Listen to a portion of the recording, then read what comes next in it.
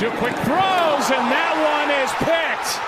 Back the other way, and Grugier-Hill on the return. Another look. You're going to see the throw. He's trying to throw it in there to his tight end, Scott Simonson, but it's to his inside, and Jordan Hicks is the one who makes a play. So the Eagles are going to get the ball with under 3.5 to go, and they got it. They nearly got one the last time, and this time they get it.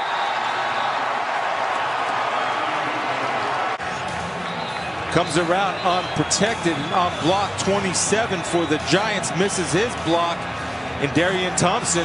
And that's a free run to the punter. And look at him take it right off the punter's foot, not having the hands above the head. Hands at waist level.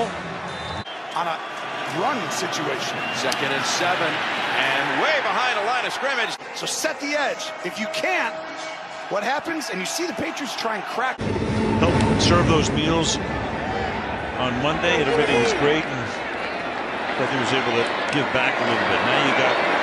That was a pretty good kick, by the way, to the 29-yard line.